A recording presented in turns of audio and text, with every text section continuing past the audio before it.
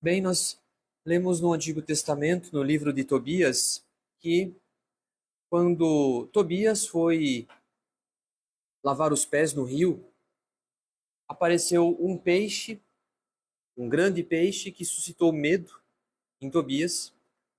E como ele estava acompanhado de um amigo, que na verdade era ninguém menos que São Rafael Arcanjo, esse amigo, esse companheiro de viagem, diz para ele não ter medo desse peixe. Então ele pega esse peixe. Ele se alimenta desse peixe, o que o sustenta durante o trajeto que ele estava fazendo, em companhia de São Rafael.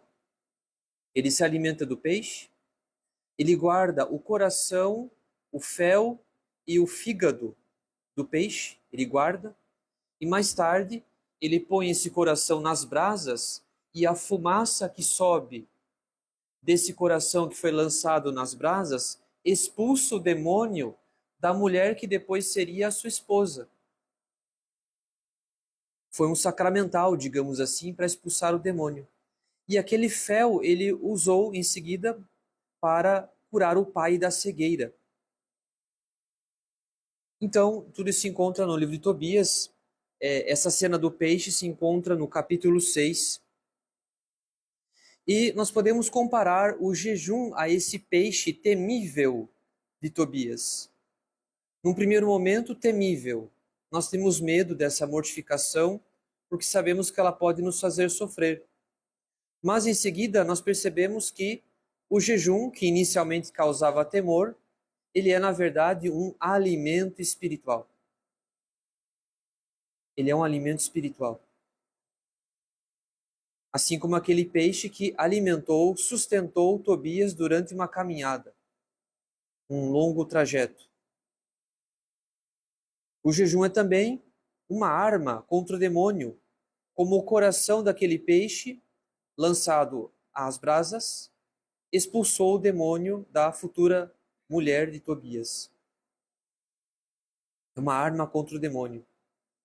Assim também como o jejum é um remédio contra a cegueira das paixões, como o fel daquele peixe curou a cegueira do pai de Tobias. Alimento, arma, remédio. Não devemos ter medo desse exercício espiritual, dessa mortificação, assim como Tobias precisou superar o medo daquele peixe que foi um instrumento da graça na vida dele. Nós sabemos que nós temos 3 inimigos da nossa salvação. É algo dito por todos os autores espirituais, até porque é dito na própria Sagrada Escritura. Então, nós temos 3 inimigos que são o demônio, o mundo e a carne. O demônio, o mundo e a carne. Porém, contrariamente àquilo que nós poderíamos imaginar, o pior deles não é o demônio, e sim a nossa carne. É o nosso próprio espírito humano que é o pior inimigo. E por que o nosso espírito é o pior inimigo? São Bernardo de Claraval diz que o nosso espírito é o pior espírito porque está entranhado em nós e com ele somos tentados por nós mesmos.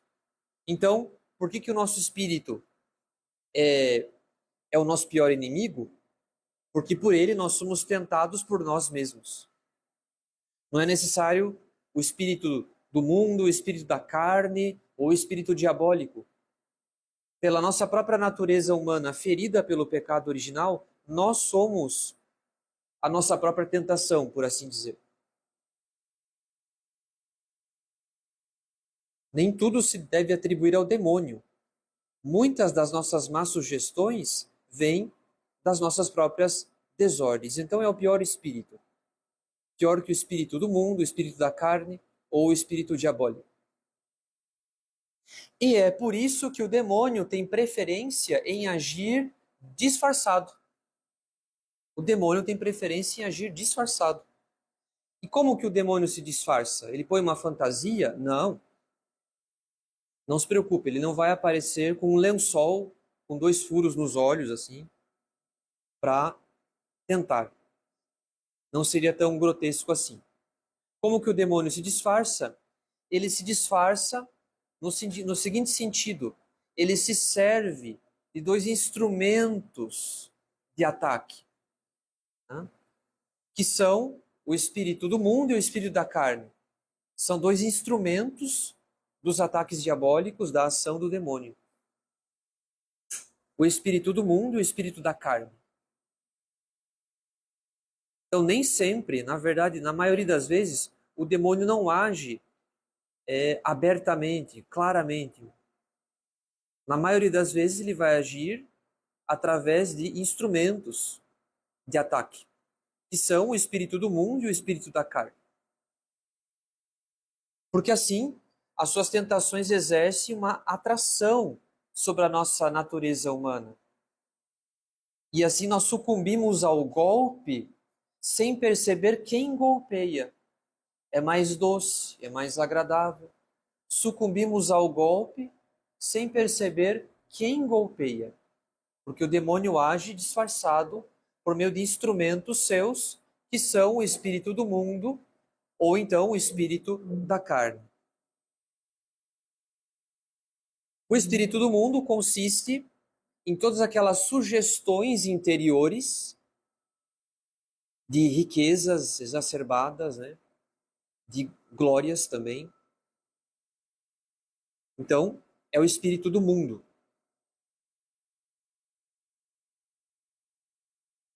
Porque são valores para os mundanos. A glória, né? Um amor desordenado pela glória, ou então pela riqueza, a avareza, a cobiça, são sugestões do espírito do mundo. Então, quando o demônio nos sugere esses bens, ele age então disfarçado. Ele age por meio desse instrumento que é o espírito do mundo. Em compensação, o espírito da carne são todas aquelas sugestões interiores relacionadas à nossa concupiscência, ao desejo de deleites sensíveis. Então, quando nós sofremos essas sugestões internas, é o demônio que age por meio desse instrumento que é o espírito da carne. Mas então, quando que o demônio age sem disfarce, sem instrumento nenhum? Age abertamente. Quando as tentações têm uma certa semelhança àquilo que o demônio é, o seu próprio estado. Não se esqueçam que o demônio é um ser condenado e, portanto, ele é sumamente triste, cheio de ódio. E, portanto, quando nós somos invadidos, quando nós sofremos sugestões, pensamentos contrários à bondade de Deus, à sua misericórdia, à sua clemência, à sua bondade, à sua providência, pensamentos de ódio, de vingança. Nesse caso, o demônio age abertamente, claramente. Essas tentações têm a assinatura do demônio, porque são contra Deus diretamente e porque elas imprimem algo daquilo que ele é, um ser cheio de ódio, de revolta, de vingança e assim por diante, de inveja. Então, nesse caso, ele agiu sem disfarce. Mas na maioria das vezes o demônio age por meio de instrumentos seus, o espírito do mundo e o espírito da carne. E eu já expliquei qual é o modo de ação desses 2 espíritos quando nós sofremos as sugestões ou do espírito do mundo ou do espírito da carne. Então, tudo isso para dizer o quê? Que o demônio é forte quando nós somos fracos. O demônio é forte quando nós somos fracos. Ou seja, se nós não tivéssemos uma natureza humana tão frágil, ferida, né, pelo pecado, Nós herdamos de Adão uma natureza ferida pelo pecado e nós temos também as nossas próprias feridas, que são os vícios que nós adquirimos ao longo da vida. Então, em razão dessa fragilidade, em razão da nossa própria condição, nós temos nossos vícios particulares. Então, o demônio, como um general muito astuto, ele vai atacar nessas feridas, ele vai sugerir tentações, justamente naquelas matérias em que somos mais fracos. Então, o demônio ele é forte quando somos fracos e onde somos fracos. Ele vai atacar de preferência lá onde nós temos um vício.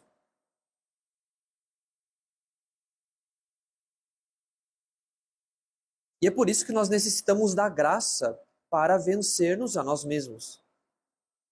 Nós somos incapazes de vencer todos os pecados, todas as tentações, sem o auxílio da graça. Quer dizer, a integridade do bem é impossível sem a graça. Mesmo do bem natural. Ser um bom profissional, ser um bom pai, etc. Mesmo o bem natural, nós somos incapazes de cumpri-lo integralmente sem a graça. Sempre haverá alguma falha, mesmo no bem natural. E quanto mais no que diz respeito ao bem sobrenatural, quer dizer, como é que nós podemos agradar a Deus, fazer boas obras com mérito para a vida eterna sem a graça? É impossível. É como diz nosso Senhor, sem mim nada podeis fazer. Então nós necessitamos da graça para remediar essa nossa natureza enferma e assim nos tornarmos mais fortes aos assaltos do demônio. Porém, não nos basta rezar. Rezar é importante, rezar é necessário, a oração é a respiração da alma, então sumamente necessária, porém, rezar não basta. Porque, como diz São Tiago, na sua epístola, capítulo 2, a fé sem obras é morta. A fé sem obras é morta. E podemos dizer algo semelhante. A oração sem obras é morta. Em certo sentido.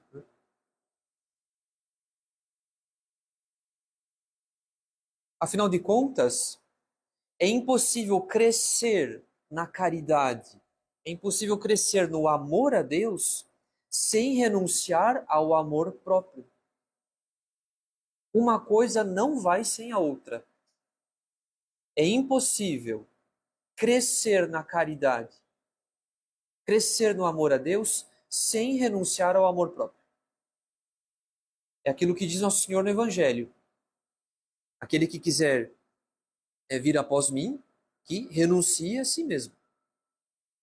Tome a sua cruz, renuncie a si mesmo. Então, nós não podemos seguir Nosso Senhor, amá-lo e crescer na caridade sem a renúncia ao amor próprio. Ou seja, nós só temos um coração. Ou nós damos a Deus ou nós guardamos para si. E Deus, que é o Senhor de toda a nossa vida, não quer um coração dividido, que seria indigno dele. Ele é sumamente bom e, portanto, não convém dividir o nosso coração com ninharias, com criaturas. Nós devemos devolver todo o nosso coração àquele que teceu o nosso coração e que nos deu toda a nossa vida e todos os nossos bens. Então nós não podemos crescer na caridade mantendo o nosso coração inchado, inflado de amor próprio, de orgulho. Né? Se nós temos nosso coração cheio de orgulho, a caridade não cresce. A caridade paralisa, porque o coração está inflado, inchado de orgulho.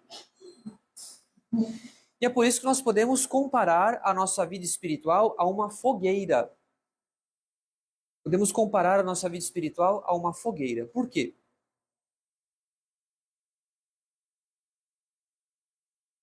Porque o fogo da fogueira, ele é uma imagem da oração.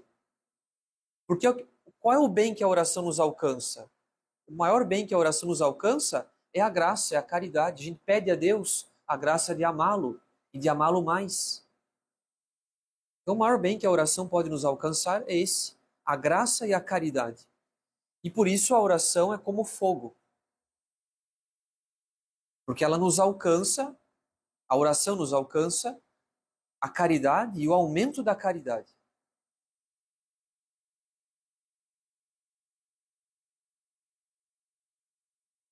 Agora, em contrapartida, a lenha dessa fogueira é a mortificação. A lenha dessa fogueira é a mortificação. E nós bem sabemos que sem lenha o fogo não se sustenta. Mesmo o fogo de um palito. Quando o palito chega ao fim, o fogo se extingue. Uma fogueira também, quando a lenha é toda queimada, o fogo começa, pouco a pouco, a se apagar e, por fim, as próprias brasas se apagam. Então, sem lenha, o fogo não se mantém. Sem mortificação, a caridade também não progride. A caridade não se sustenta. Então, quanto mais lenha, mais alta será a fogueira. Mais vivo será o fogo também. Quanto mais lenha. A gente vai lançando cada vez mais lenha, o fogo vai aumentando. Agora, a recíproca é verdadeira, ou seja, do que adianta a lenha sem fogo? Do que adianta a mortificação, sacrifício, jejum, etc. Mas não tem oração e, mais propriamente, não tem caridade. Não estou fazendo essas boas obras por amor a Deus, estou fazendo por orgulho, ou cheio de espírito de vingança, de rancor, etc. Né? Ou não estou rezando, é claro que essa lenha não vai entrar em combustão sem o fogo da caridade. Então, uma coisa não vai sem a outra. A caridade sem a mortificação não avança, porque é justamente a mortificação que vai nos ajudar a renunciar ao nosso orgulho, ao nosso amor próprio desordenado.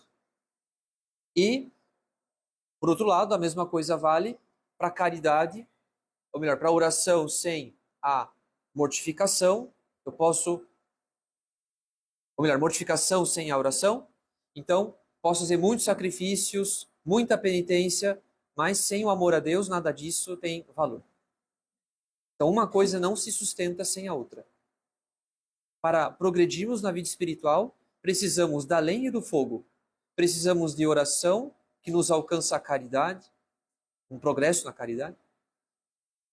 E precisamos da lenha, ou seja, precisamos da mortificação. Precisamos de matéria para renunciar o nosso amor próprio desordenado, o nosso orgulho. São todos os nossos sacrifícios, mortificações, propósitos quaresmais. É tudo que nós estamos lançando nesse fogo, renunciando, para em troca crescer no amor a Deus. Então uma coisa não vai sem a outra.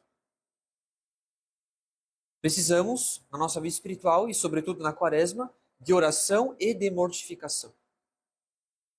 Então não é só fazer propósito quaresmal de rezar mais, né? Preciso também acrescentar matéria de mortificação, coisas que nós vamos renunciar a fim de renunciar ao nosso orgulho, ao nosso amor próprio desordenado.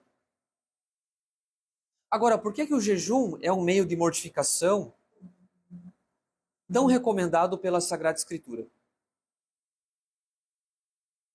Bem, o jejum, ele pertence à virtude da abstinência, aquela virtude que modera o comer, modera o uso dos alimentos.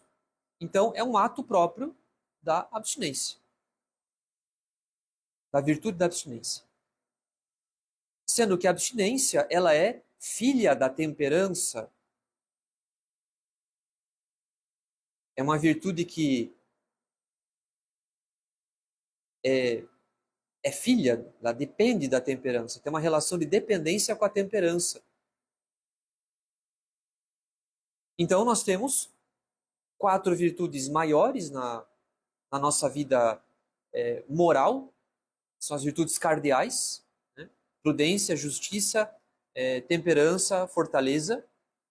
E a temperança, ela modera os prazeres. ela modera o deleitável. Esse é o objetivo da temperança. E dentre as tantas filhas da temperança,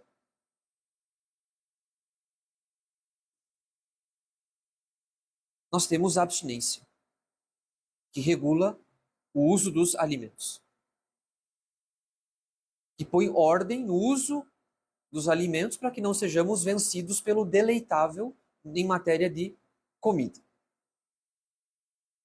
Agora, a temperança tem outras filhas, podemos dizer.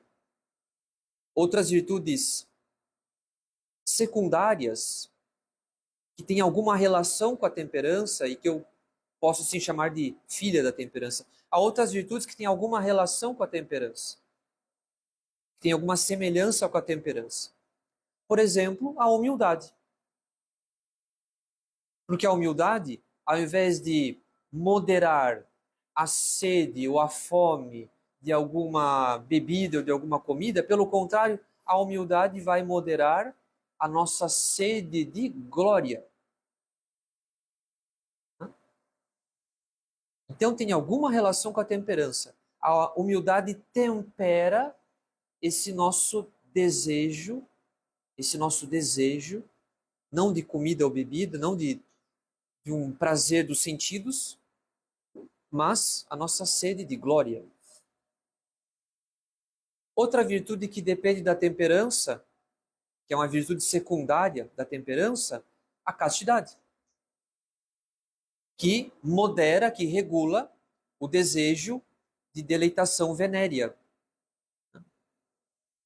de desejo da carne.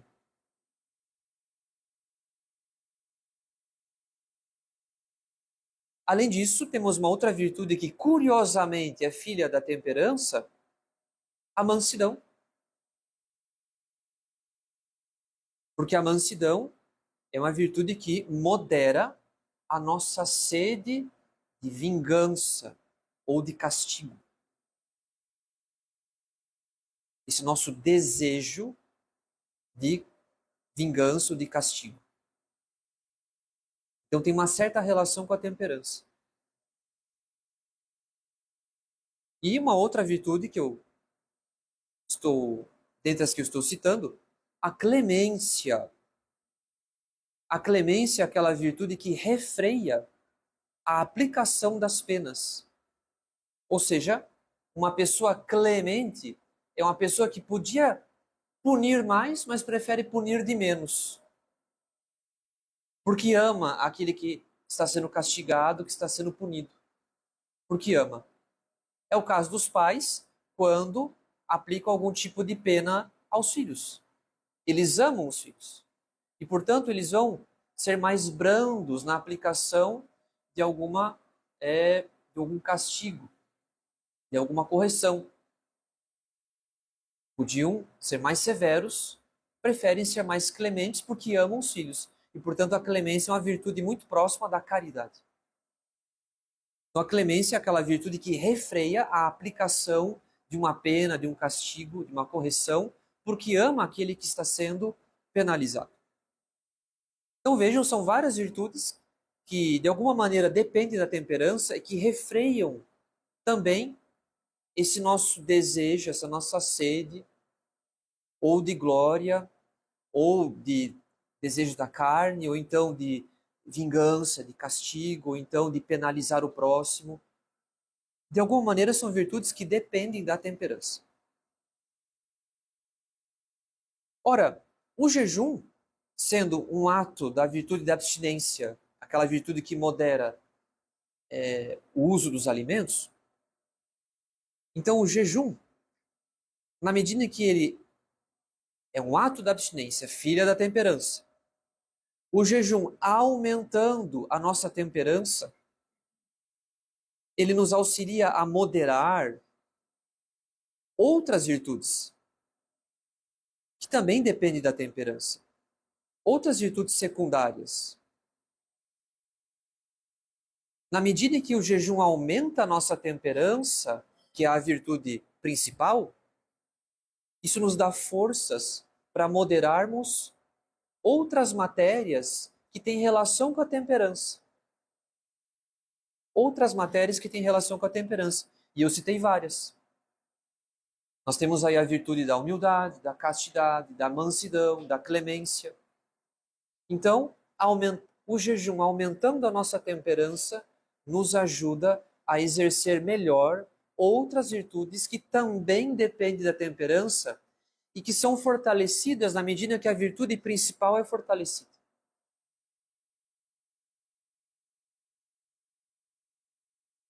Então, só nisso nós vemos o grande bem que o jejum faz. Porque ele é um alimento das virtudes. Moderando o nosso ímpeto, né, pelo prazer dos alimentos, nós conseguimos depois fortalecer a nossa alma no combate aos pecados contra a castidade, os pecados de iracúndia, ou de vanglória, de orgulho. Então, o jejum é um grande alimento na vida espiritual. Mas eu poderia avançar e tratar agora de um aspecto mais subjetivo, ou seja, de que maneira essa prática da vida espiritual, que é o jejum, colabora no exercício das outras virtudes. Ou seja, na prática, será que não tem um modo de tornar isso um pouco mais claro? Com certeza. Então agora eu quero tratar de um aspecto mais subjetivo do jejum. Um aspecto mais subjetivo do jejum. Ou seja, qual é o grande efeito psicológico do jejum? É um aspecto subjetivo dessa prática de mortificação. Qual é o grande efeito psicológico do jejum? E que, obviamente, é potencializado pela graça. Porque não é jejum por jejum. Não é campeonato de faquir, né? Quem é que sofre mais, quem é que apanha mais, quem é que faz mais mortificação. Não. O objetivo é o aumento da nossa caridade e, portanto, essas práticas de mortificação, em especial o jejum, devem ser potencializados pela graça, aperfeiçoados e sobrenaturalizados pela graça. Então, qual é o grande efeito psicológico do jejum? Muito simples. É que o jejum é uma experiência de miséria e de fragilidade. O jejum é uma experiência de miséria e de fragilidade. Esse é o cerne da questão.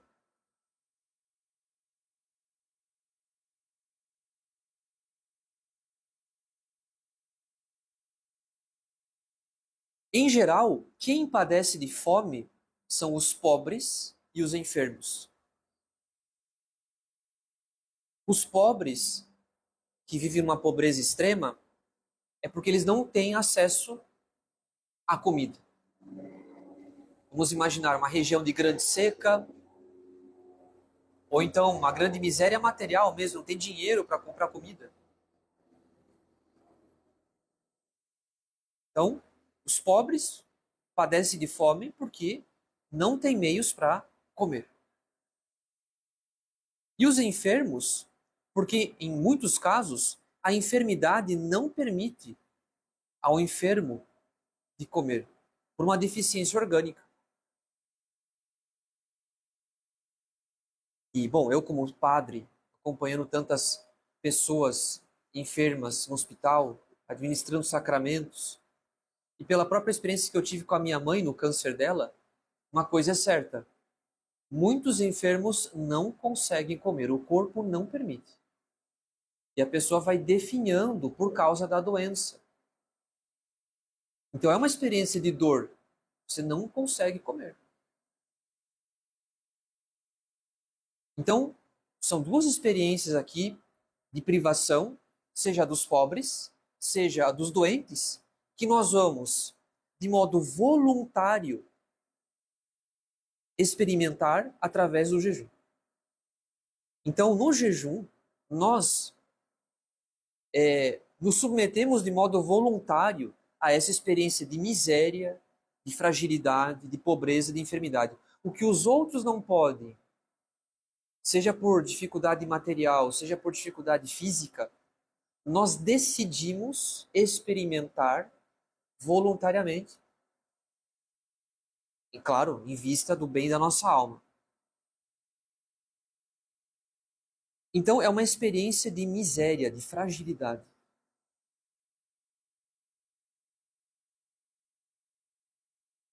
Nós sentimos a fragilidade da nossa natureza humana.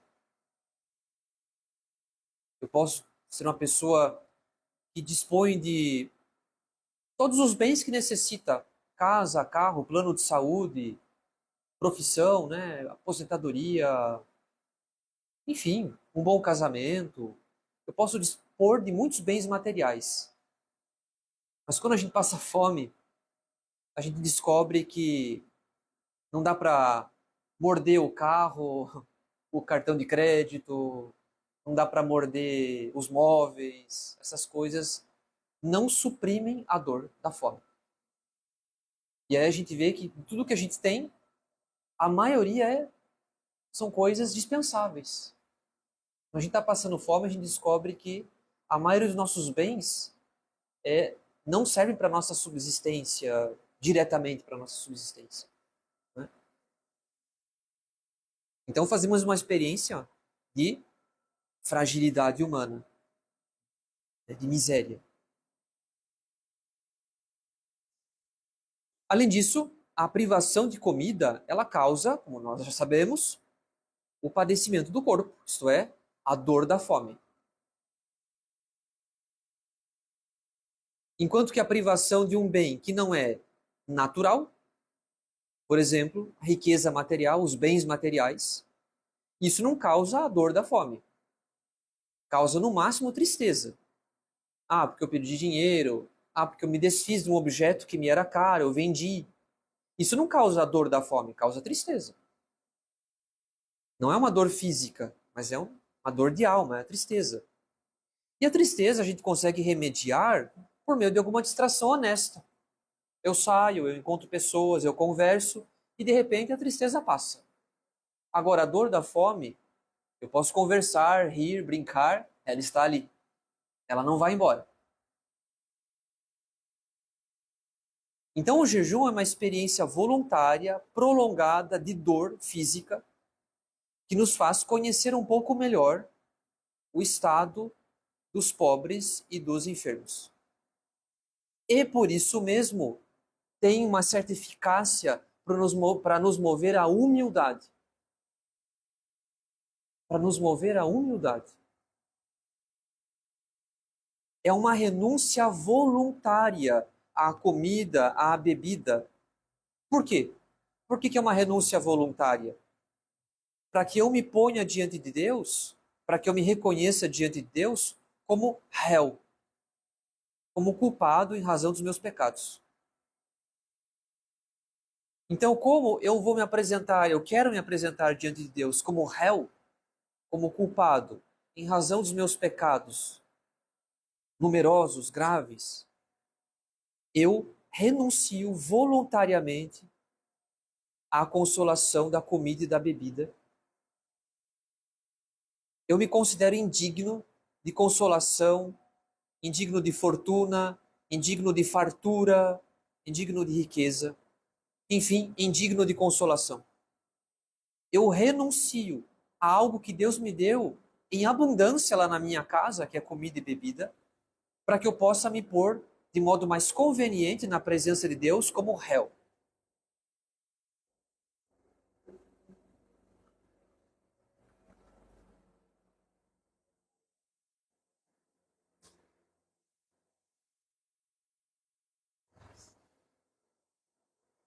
Talvez a nossa experiência nos mostre que o excesso de comida nos torna levianos, fúteis, passionais.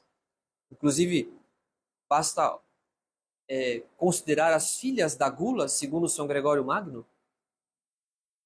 A gente acaba falando demais numa refeição que se estende até muito tarde, em que a gente comeu e bebeu demais, a gente acaba falando demais, né? Se excedendo em brincadeiras tolas. Então a comida em excesso, a bebida em excesso, segundo São Gregório Magno, nos torna tolos, fúteis, superficiais, passionais. Tanto que o jejum, essa privação, cura essa leviandade e nos torna mais racionais e mais inclinados à humildade. Então, eu espero que tenha ficado muito claro para todo mundo esse efeito psicológico do jejum para nos inclinar à humildade, porque é uma experiência de miséria.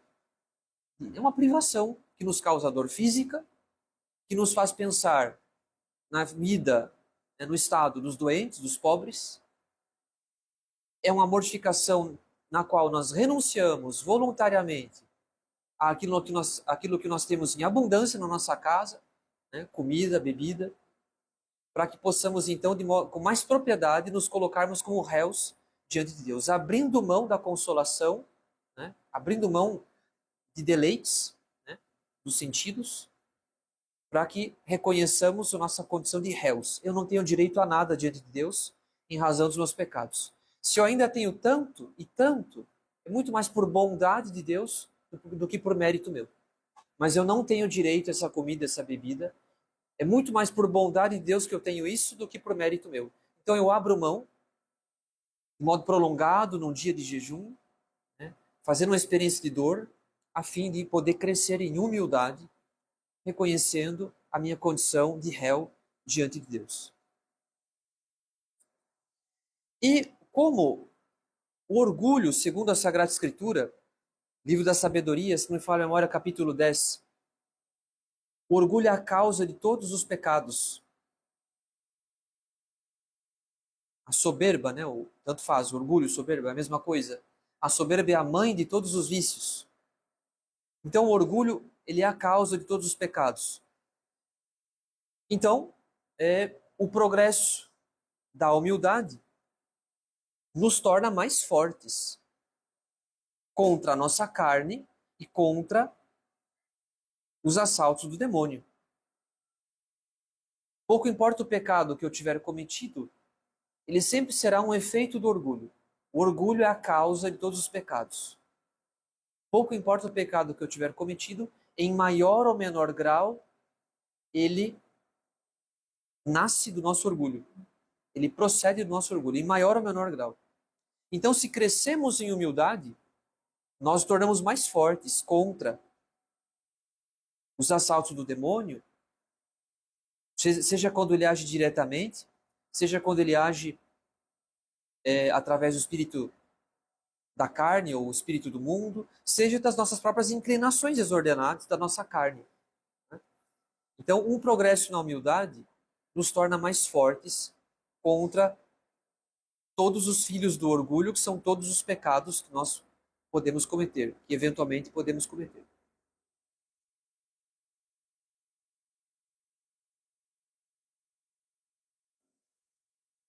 Mas, de modo muito particular, o demônio nos torna fortes contra as tentações, contra a castidade.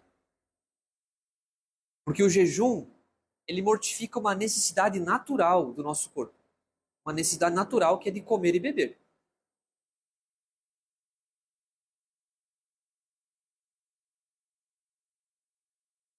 Então, se o jejum ele mortifica essa necessidade natural, então o nosso apego ao deleitável diminui. É aquilo que eu disse, a virtude da fortaleza, perdão, da temperança, ela se fortifica na medida que eu estou exercendo ali a virtude da abstinência, praticando o jejum. Então, a virtude principal acaba se fortalecendo. O apego ao deleitável diminui. A nossa vontade se fortalece. Nossa determinação de vontade se fortalece. A concupiscência diminui. O apego ao deleitável diminui. E, portanto, nós ficamos mais fortes contra a impureza. Mortificando uma necessidade natural, nós ganhamos forças para vencer tentações de uma matéria também do concupiscível, né? Seriam as tentações contra a castidade.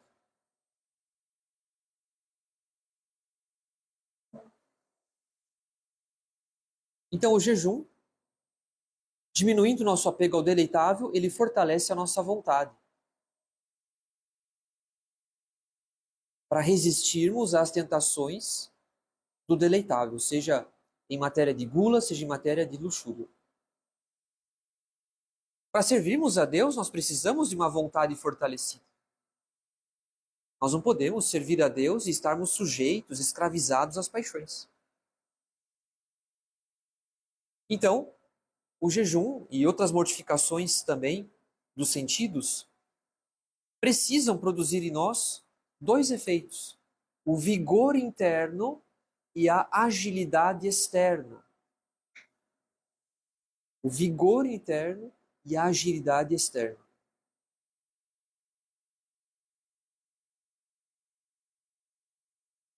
São essas duas qualidades que diminuem por causa do apego ao deleitável.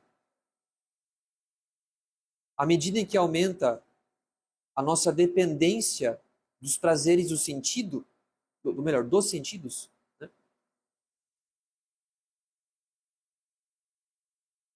Seja o tato, seja o paladar, à medida que aumenta a nossa dependência dos prazeres dos sentidos, a gente acaba então perdendo o vigor interno e a agilidade externa no cumprimento da vontade de Deus, na prática das virtudes, ou seja, a nossa vontade se enfraquece. A nossa determinação para fazer a vontade de Deus, para praticar as virtudes, se enfraquece. Então a mortificação vai aumentar o vigor interno e a agilidade externa.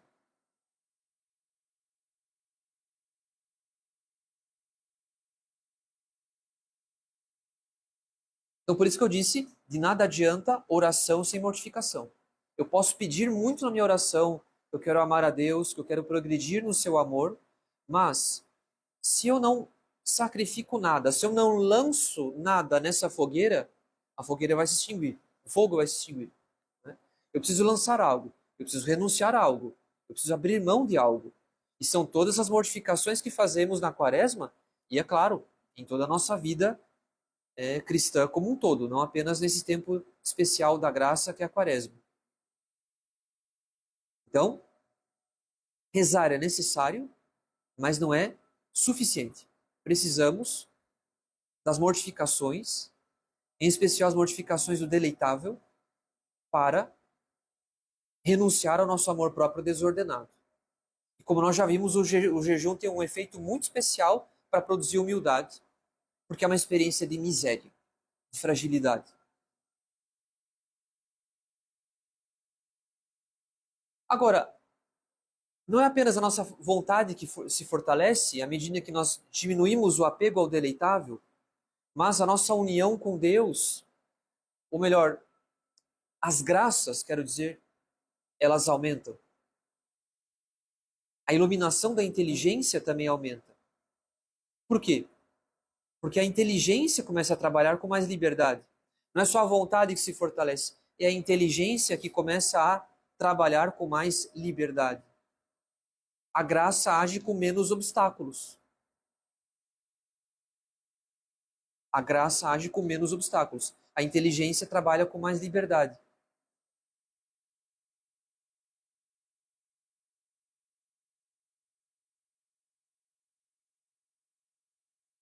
Então nós ficamos mais dóceis aos apelos da graça. Cresce a docilidade aos apelos da graça. Seja porque aumenta a liberdade da inteligência, eu me preocupo menos com a comida e mais com os bens sobrenaturais, seja porque a graça também age com menos obstáculos. Né?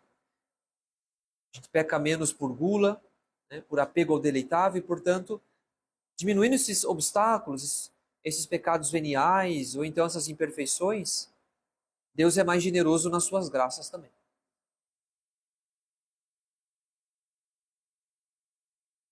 Gostaria de concluir com alguns exemplos da Sagrada Escritura, para que a gente veja o quanto que Deus atribuiu inúmeras graças ao jejum. Ou seja, em especial no Antigo Testamento, muitas graças foram concedidas sob a condição de que aqueles homens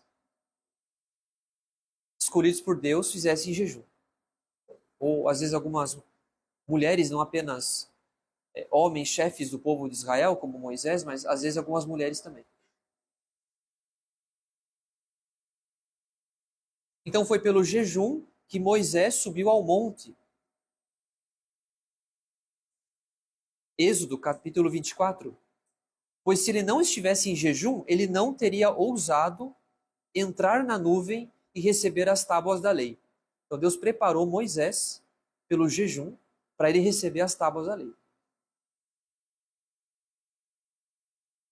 Moisés permaneceu 40 dias em comunicação com Deus no monte. Moisés permaneceu lá em jejum 40 dias sobre o monte, conversando com Deus. Mas nós sabemos que o povo se cansou de esperar. Por que é que Moisés não desceu ainda? O povo se cansou de esperar. E o que é que eles fizeram? Naquele momento de loucura, eles decidiram construir, né, o bezerro de ouro, fabricaram o bezerro de ouro. E o que é que eles fizeram em torno do bezerro de ouro? Uma festa. E eles beberam muito vinho. Então, enquanto Moisés estava na presença de Deus em jejum, em comunicação com Deus, o povo estava no solo, né, lá embaixo, se entregando ao vinho, pecando contra a sobriedade. Então, por um dia de intemperança, eles puseram tudo a perder o que Moisés conquistou durante 40 dias de jejum. Todas as graças que Moisés conquistou em 40 dias de jejum, o povo pôs a perder em um dia de excessos, um dia de intemperança. Então, quando Moisés desceu, viu aquela cena, ele se encheu de ira, quebrou as tábuas da lei. Quando ele voltou para receber de novo as tábuas da lei, ele reiterou o jejum por mais 40 dias. Então veja, grandes graças no Antigo Testamento eram preparadas por jejum. Mas se você quiser receber uma grande graça na sua vida, lembre-se desse grande instrumento da graça que é o jejum. Depois, no livro de Juízes, capítulo 13, nós sabemos que havia um homem invencível, que era Sansão. E por que Sansão era invencível? Porque a mãe de Sansão recebeu de Deus a ordem de não tomar bebida forte, nem comer comida impura, para preparar-se à sua gestação. Então Deus fez algumas restrições para a mãe de Sansão, para prepará-la à graça da gestação de um juiz do povo de Israel.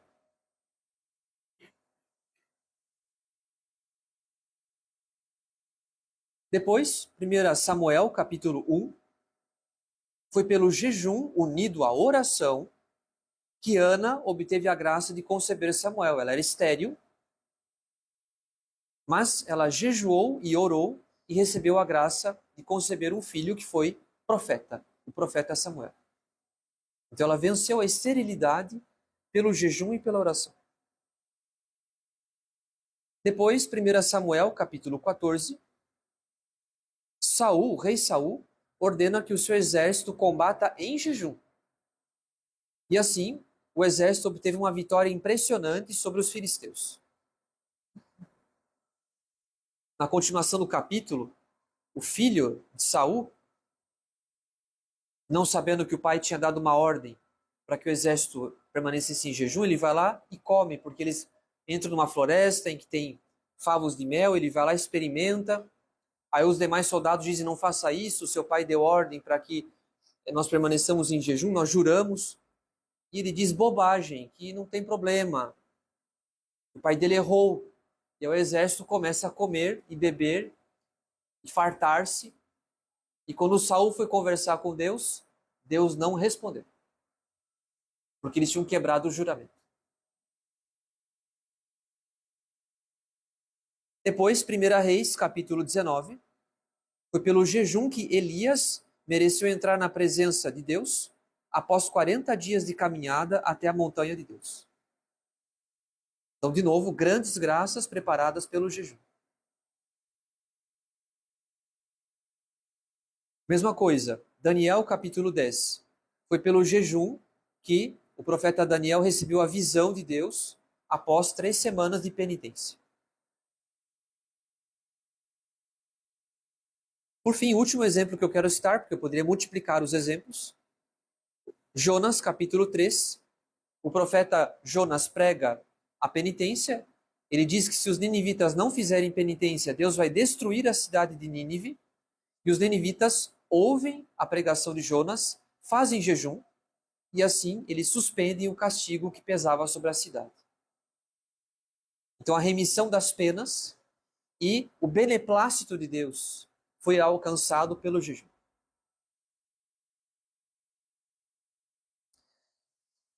Agora, para concluir, vamos a uma questão prática. Como fazer então esse jejum? 40 dias sem comer nada? Não faça isso. Não faça isso. Houve apenas um homem que fez isso, que era Deus encarnado. E se você tiver esse dom, saiba, seria um dom extraordinário. Então, não faça isso.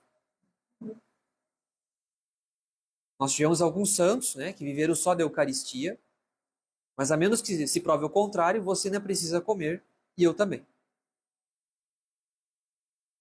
Então, como fazer o jejum? Em primeiro lugar, lembre-se, uma coisa que eu já mencionei, que o jejum por si mesmo não santifica. É a lenha sem o fogo. É necessário alimentar-se de oração em dia de jejum. Alimentar-se de oração. Para sustentar esse esforço, para sustentar essa mortificação. Para manter boas disposições. Nós sabemos que o jejum ele vai ser um grande motor para a virtude da humildade. Mas a privação de comida, como ela causa uma dor física, ela vai nos causar um estado de estresse. No final do dia, quando chegar perto do almoço, eu já estou há muitas horas, né, sem comer nada, no meio da manhã ou no meio da tarde, vai gerar um certo estresse. Isso é normal, faz parte do nosso organismo humano. Então, para não perder tudo com irritação, com impaciência, eu preciso estar sustentado pela oração. Eu preciso do alimento da graça, eu preciso da oração para eu sustentar esse esforço. Senão, ele sozinho não faz nada. Então, lembre-se da oração para a gente não perder tudo em razão das nossas impaciências, do nosso cansaço físico, né? E às vezes o cansaço mental também. Então é a oração que vai santificar esse jejum, sobrenaturalizá-lo, para que ele seja de fato um alimento para a alma, apesar de ele ser uma privação para o corpo. Depois, levar em conta que cada um deve fazer jejum dentro das suas possibilidades. Tem pessoas que, por questões de saúde, não conseguem passar muito tempo sem comer, tem lá gastrite, sei lá o que, não vai conseguir. Então, cada um faz conforme as suas possibilidades. Nós temos uma prática aqui de mortificação que admite vários graus, né? É um espectro de possibilidades. Então, uma pessoa que vai começar agora a fazer jejum, eu não recomendo que ela comece de imediato, pão e água, calma. Você não está habituado a isso, você não tem ainda uma disposição física para isso. Você não é um carmelita no mosteiro. Então, levar em conta que se a pessoa resolver abandonar o café de uma hora para outra, ela vai ter enxaqueca, provavelmente. Se ela cortar o carboidrato de uma hora para outra, ela vai ter um desânimo muito grande, porque vai perder energia fácil, né, que vem do carboidrato. Então a gente faz as coisas com inteligência. Nós sabemos que o jejum canônico, o jejum do direito canônico, consiste em uma refeição completa e duas incompletas que somadas não deem uma refeição completa. Então é o que a igreja chama de colação. É um café da manhã magro e um jantar magro. Uma sopinha, por exemplo. Então, um café da manhã magro e um jantar magro e nada entre essas refeições, a não ser água. Então isso já é um jejum bastante exigente para a maioria das pessoas. Além disso, existe a possibilidade do jejum sem abstinência, o jejum simples, né, sem abstinência. Se não me falha a memória, era praticado nas quartas-feiras de quaresma outrora, no direito canônico antigo. Então existem várias possibilidades e cada um faz conforme aquilo que conseguir. Eu recomendaria, e veja, eu digo isso de modo geral, assim, modo geral, sem considerar a vida de cada um. Mas de tentar na quaresma, o jejum nas sextas-feiras. Não só na sexta-feira santa, mas nas sextas-feiras de quaresma. Isso é muito piedoso. Então seria uma recomendação geral. Pode ser que alguém diga, eu não consigo, eu não dou conta, tudo bem. Ou então, em razão da minha saúde, eu precisaria tentar comer um pãozinho no meio da manhã, tudo bem. Mas, enfim, considerando todo o bem sobrenatural do jejum, a gente pode muito bem tentar fazer o melhor que nós pudermos fazer. O melhor que nós pudermos fazer. E para concluir, uma citação de Santo Ambrósio. Santo Ambrósio diz: o jejum também dá alegria aos convivas, porque as refeições se tornam mais saborosas após o jejum. Quando a assiduidade no comer as tornam fastidiosas e o prolongamento no comer as banaliza. Ou seja, se a gente come o dia inteiro, a uma certa altura nós sentimos o fastio, um desgosto. Eu não aguento mais comer, eu não sinto fome, estou comendo por compulsão, né, por vício. Então, os alimentos perdem o prazer deles, que é próprio do alimento. Enquanto que o jejum vai fazer com que a próxima refeição seja muito mais saborosa e que a refeição com os amigos seja mais agradável. Continua Santo Ambrósio. O jejum é o tempero da comida. Quer dizer, é aquilo que eu já mencionei, que eu já expliquei. A melhor refeição é aquela que nós fazemos depois do jejum.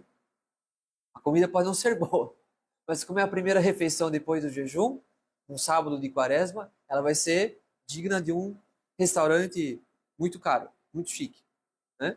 Então, como disse Santo Ambrósio, o jejum é o tempero da comida. Quanto mais ávido for o apetite, tanto mais o alimento se torna saboroso. Então, o jejum nos faz recuperar uma alegria legítima dos alimentos. Claro, isso se a gente for também temperado após o jejum, né? No dia seguinte ao jejum, né?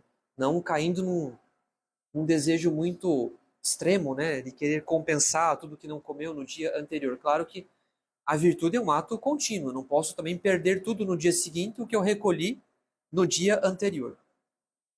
Então o jejum é esse peixe de Tobias que nos desperta medo, mas podem ter certeza, no dia seguinte, quando a gente tiver concluído o jejum,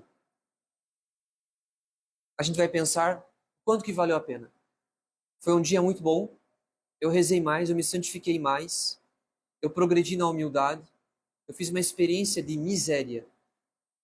Eu experimentei na minha carne a privação, a dor física, e isso me inclinou mais à humildade. Então, antes de fazer o jejum, há sempre o medo. Aquele medo de que, amanhã eu vou ter que fazer jejum, não queria, que pena. Mas depois que tivermos feito, vem a alegria. Uma alegria espiritual, que também é acompanhada, é claro, de uma legítima alegria tomar a refeição, a primeira refeição, após um dia de jejum.